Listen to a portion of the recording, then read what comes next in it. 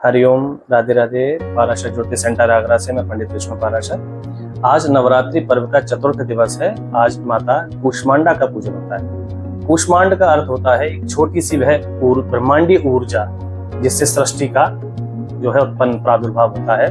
यही है कि कथा के अनुसार आता है कि माता ने जब देखा कि चारों तरफ अंधकार है, तो माता ने ही सृष्टि के निर्माण हेतु एक ऊर्जा को उत्पन्न किया जिसने प्रकाश में होते हुए सभी ब्रह्मांडों का निर्माण किया।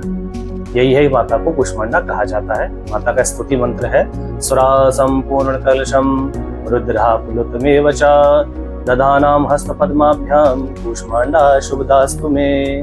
माता के हाथ में अमृत भरा हुआ कलश है। माता की अष्टभुजाएं हैं। माता की भुजाओं में गदा, चक्र, धनुष, बाण, कमंडल आदि विराजित होते हैं। माता का पूजन करने से भय से मुक्ति मिलती है और माता दीर्घायु प्रदान करती हैं। रोगों से मुक्ति मिलती है, सौभाग्य आदि माता प्रदान करती हैं। इसलिए माता का पूजन जो है लोग करते हैं जिससे कि हम रोग मुक्त रह सकें। माता का जो वर्ण है वह चमकीला है। यदि इसको हम अब ग्रहों से जोड़ें तो आप देखेंगे कि जो बुध ग्रह है उसका भी जो वर्ण है वह चमकीला है और वैसे उसका जो रंग है वह हरा होता है। यही कारण है कि कूष्मांड जो है, हम कद्दू को भी कूष्मांड कहते हैं, पेठे को भी कूष्मांड कहते हैं। यदि आप देखें उनके रंग रूप को तो बिल्कुल बुध जैसा ही दिखता है। इसलिए माता को कद्दू और पेठे का भी भोग लगाया जाता है इस दिन, और मालपुए का या हलवे का भी माता को भोग लगाया जाता है। लेकिन विशेष प्रिय माता को कूष्मांड है, इसलिए उनका नाम कूष्मांडा है।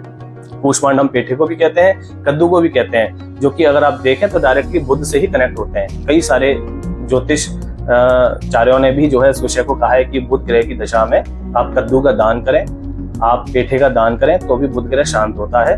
और बुध का भी जो स्वभाव आकार है वह माता से काफी मिलता है। बुध ही जो है वनस्पति कारक बुध है। वनस्पतियों से रोगों से मुक्ति मिलती है, माता भी रोगों से मुक्ति दिलाती है। और बुध ग्रह को यदि आप देखेंगे तो बुध ग्रह का जो आकार है, आकृति वह भी गोल है, और जो कूष्मांड है वह भी जो है उसका अर्थ भी गोल रूप में ही आता है। एक गोल ऊर्जा जो संसार को जो है बनाती है, निर्माण करती है। और आप यदि देखेंगे तो कद्दू या पेठा ये एक बेल आकार में ही लगता है।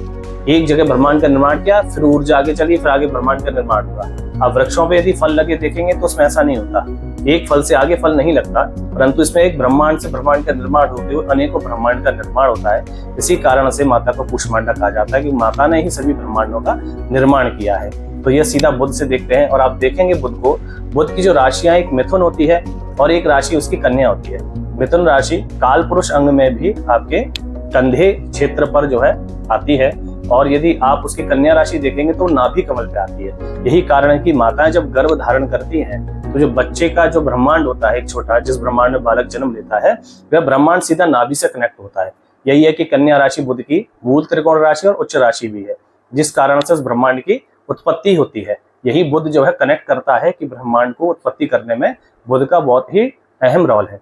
यदि आप इसको देखेंगे ग्रहों से संबंधित तो बुध के कुछ रोग हैं, जैसे कि नसों से संबंधित समस्याएं, त्वचा संबंधित रोग, नेत्रों से संबंधित रोग, श्वास संबंधित रोग, और इन सभी चीजों को ठीक करने के लिए यदि पेठे का या कद्दू का सेवन किया जाए तो विशेष लाभ भी प्राप्त होता है।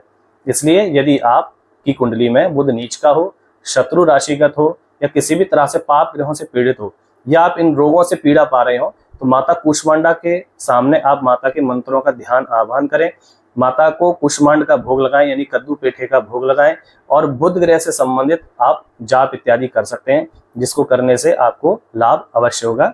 हरिओम, राधे राधे।